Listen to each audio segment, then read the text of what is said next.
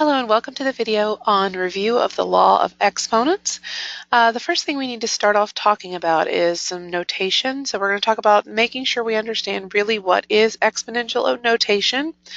I think the root of many students' problems with understanding how to do the laws correctly has to do with understanding the definition of exponential notation. So a to the n is defined as repeated multiplication of the base a. So this is the a to the n. That's our exponential notation. The number of times the base will repeat, because it's repeated multiplication, is the exponent n. For example, x to the fifth is x times x times x times x times x. Notice the base is x, and the number of times that we multiply x together is 5. This is not just for just one variable. This could be for a polynomial as well. In fact, we'll focus more on the second version of this in the next video. 2x plus 3 all raised to the third power. 2x plus 3 is your base here. So when we do the repeated multiplication, we're going to be doing that base times itself 3 times. So I've written that out as 2x plus 3 times 2x plus 3 times 2x plus 3. We also have fractional exponential notation sometimes, where we have a fraction as our base. So 5y to the third over 4x squared all raised to the second power. One way of attacking this would be to write it out as 5y to the third over 4x squared times itself. So times itself means repeated twice. And that would allow you then to multiply top times top, bottom times bottom, and you could work it out from there. What we want to know is there a quicker way to get to that instead of expanding it out using the definition? So that's where our laws of exponents are going to come in. So for the next few minutes, we're going to spend some time defining the laws by looking at examples, and then we're going to use those to help us simplify some expressions. So the first one is that we're going to use, and let's make sure we understand, anytime you do something in algebra, there's going to be usually parameters the law works with. So this is defined as a and b are real numbers. Even if they're variables, they're understood to be real numbers on the number line. And n and m are integers. Remember, integers are things like -3, -2, -1, 0, 1, 2. So that's our universe that we're dealing with when we talk about the laws of exponents as they're defined here. So the first one is a to the m times a to the n. Well, that's kind of hard to figure out. So let's figure out an example that's similar to this, because we don't know what m and n are right now. They're just integers. So I don't know how many times to repeat this multiplication of a. So we're going to start off with an example, and we're going to do x to the third times x to the second. Using actual numbers sometimes helps you define the law, because you're looking for a general pattern. So if we write this, x cubed would be x times x times x. So there's x to the third. And then x squared would be x times x. And notice that this is still the same base, and we just have to count up how many of them we have. So this is 1, 2, 3, 4, 5. So notice that in this law, for this to work, this had to be same base, and we were multiplying in between the two bases, okay? So what we notice is that 3 and 2 could have gotten us to 5 if we had just added the exponents together. So the law actually is a to the m times a to the n equals a to the m plus n. So that's our first law. This one is one base, a, raised to a power m, and then raised to another power n. So this is a base raised to 2 powers. I always call this power. So let's look at an example that has numbers, because again, we don't know how many times m and n are making us repeat our multiplication. So let's try again, x to the third, but this time the 2 is not on a separate base that's the same, it's on the outside of a parentheses. So when we think about this, we have to think about what does it mean to write this in expanded form.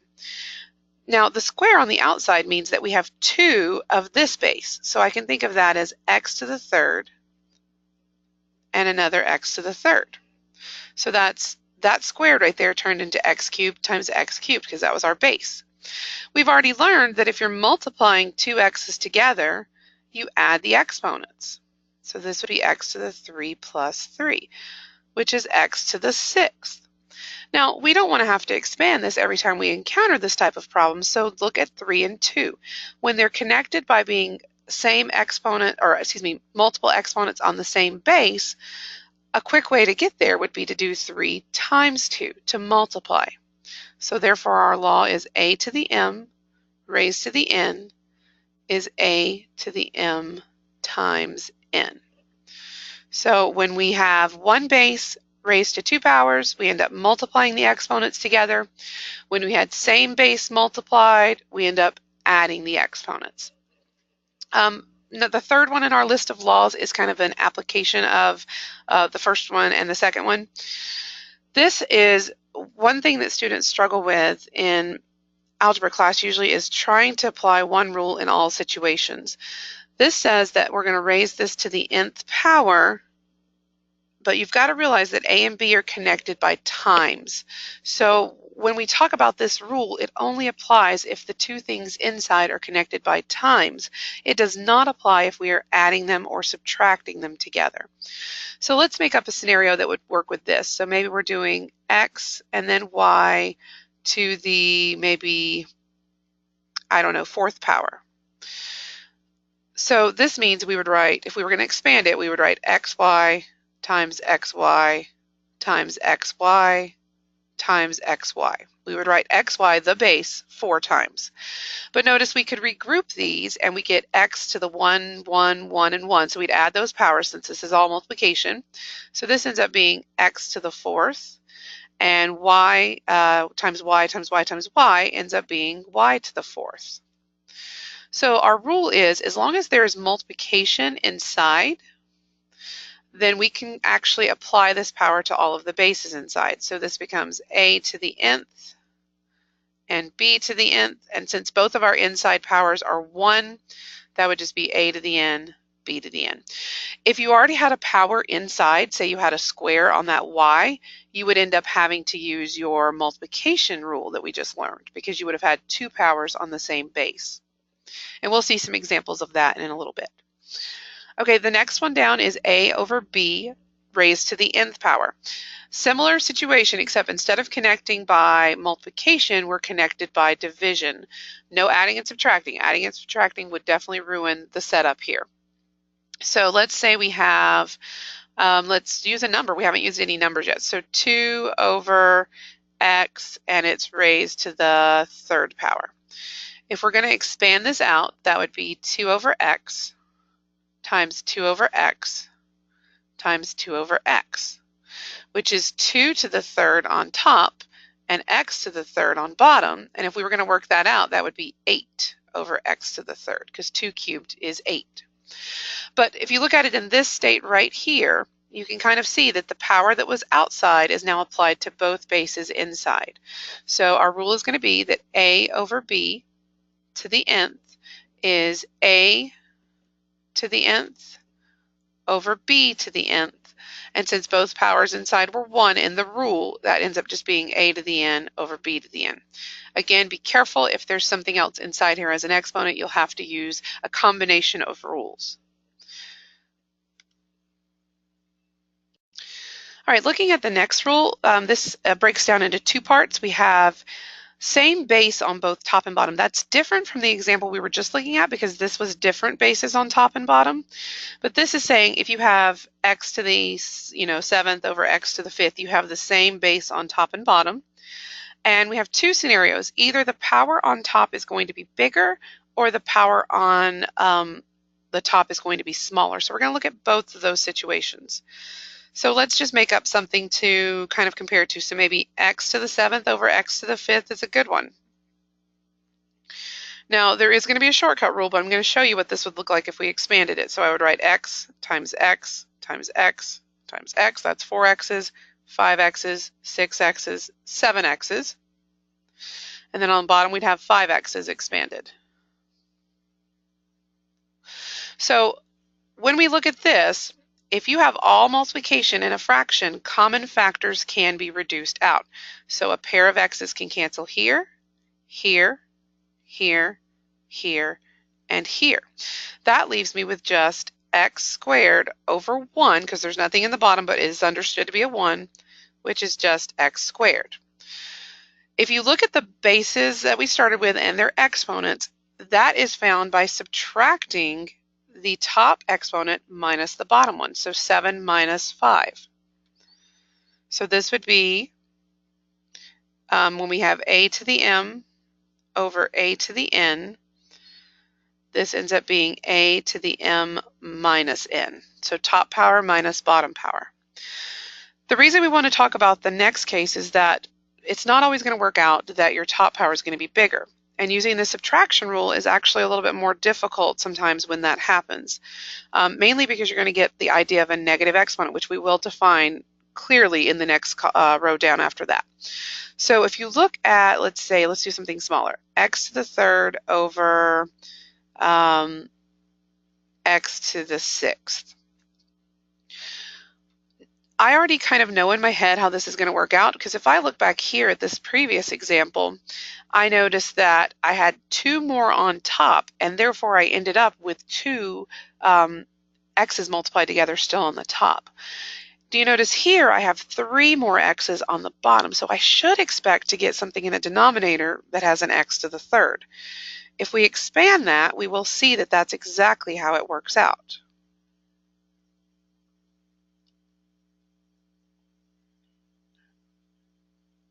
Making sure I have enough x's.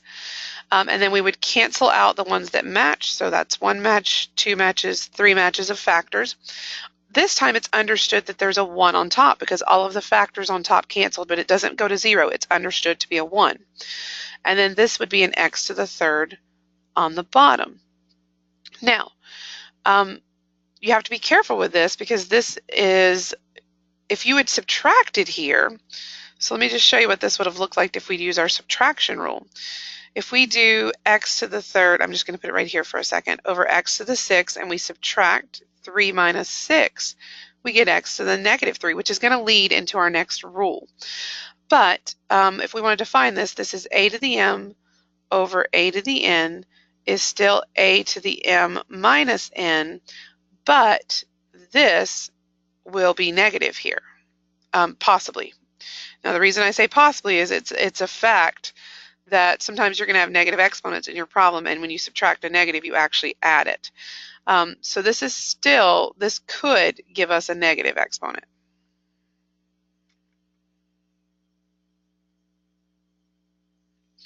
And that could actually happen in the other version as well. So we haven't played around with our rule yet to show you that this is, always positive exponents for us right now. It could be negative exponents, and that's going to be something we see in some of our examples. So in either case, depending on what the actual exponents are, you could get negative exponents. So what we have to decide is, if something has a negative exponent, how is that the same as 1 over x to the third? So we have a definition here. So this is our first time we're going to actually define what do you do with a negative exponent.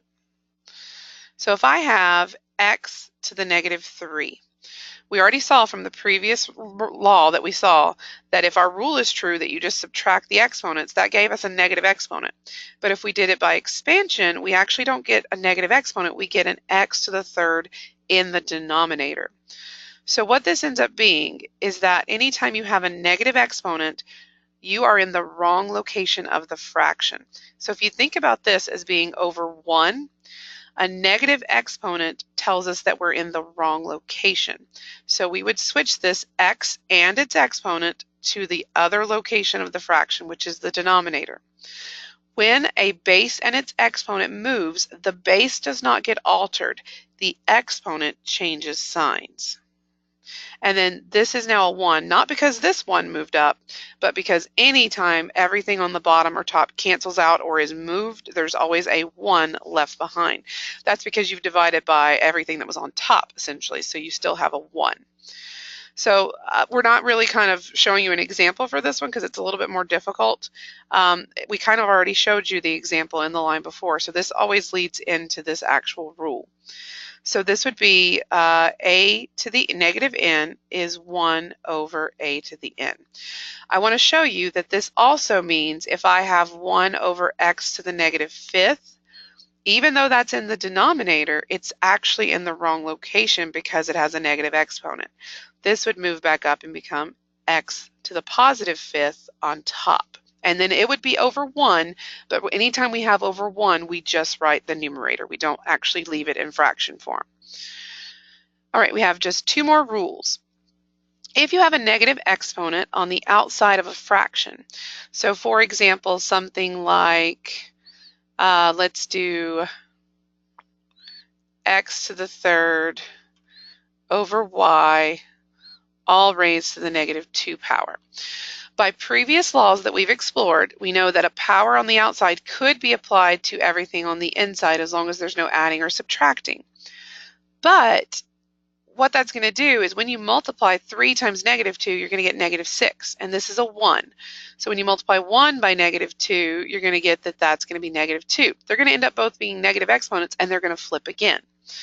So what we actually can do is we can think of this as the whole fraction is in the wrong location because this negative is on the outside. So we will flip the entire inside part. A word of caution here. You do not change the exponent signs of anything inside when you're using the rule for the outside. So if this was a negative 3 right here, you would still keep it a negative 3 because all we're doing by flipping this fraction is changing the sign of the outside power. So now that's to a 2. So then this would be y squared over, that'd be 3 times 2 because we have power, so that'd be x to the 6th. So our rule is, as long as you have multiplication or division inside, you can flip the entire piece. So this would become b over a, and the only exponent that changes signs is the outer exponent. Okay, our final rule is a special case.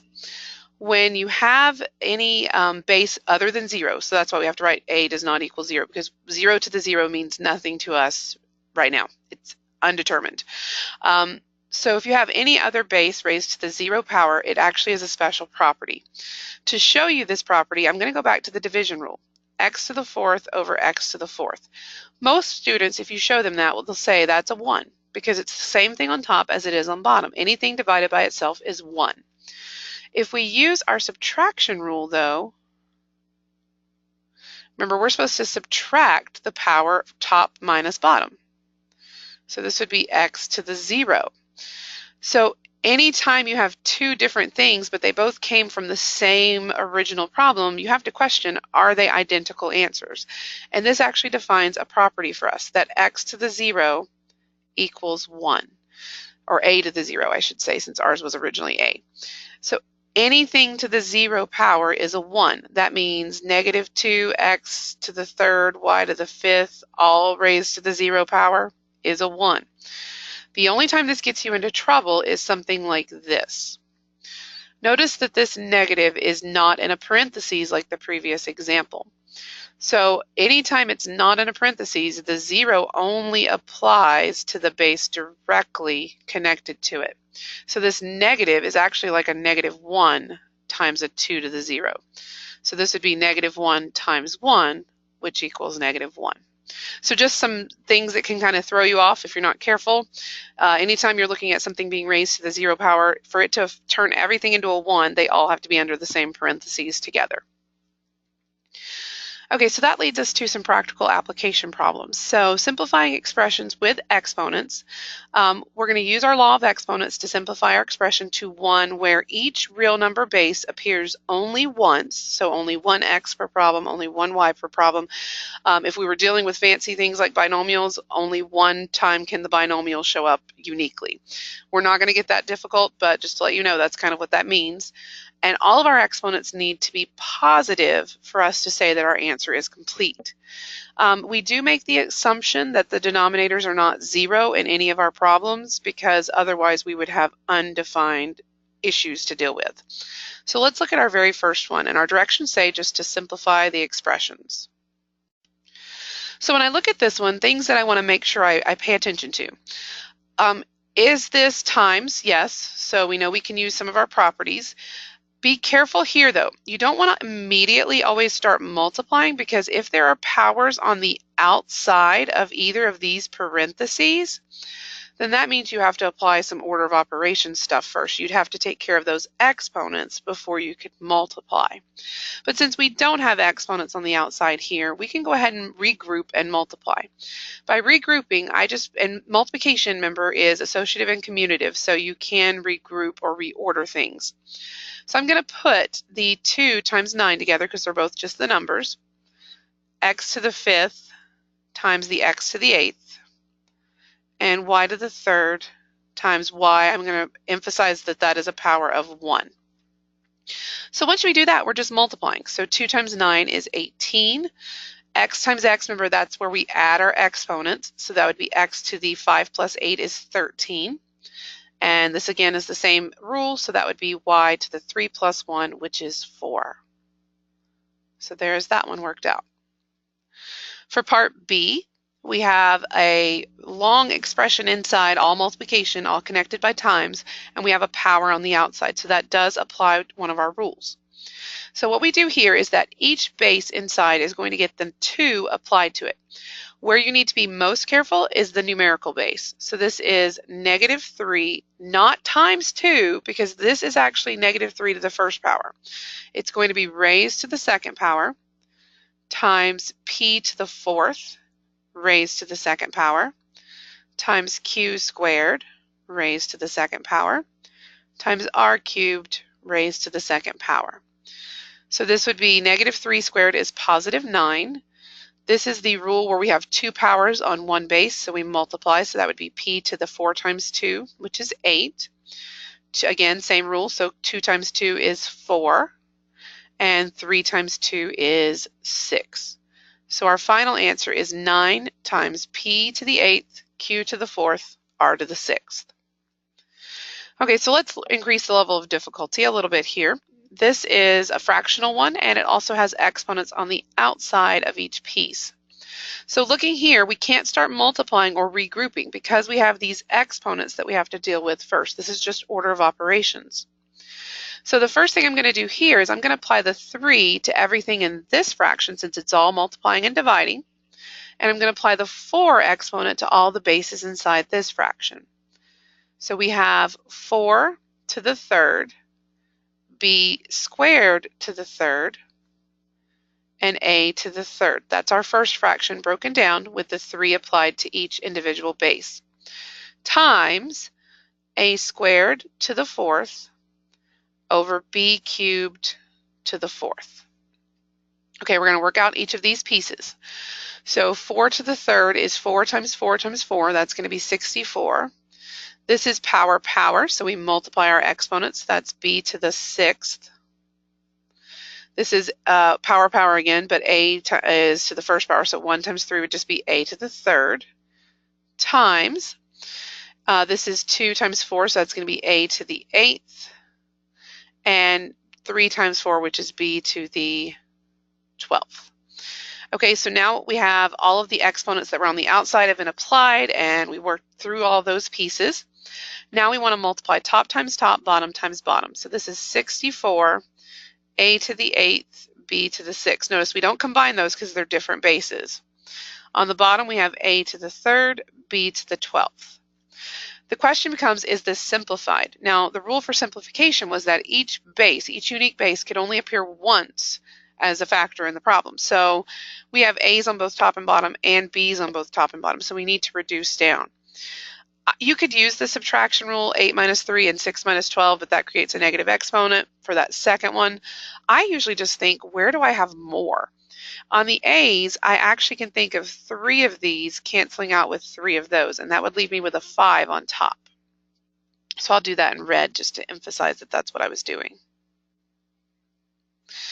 And the b's, I have 6 on top and 12 on bottom. I have more on the bottom. So all 6 of these could cancel out, and that would leave me with 6 only in the bottom.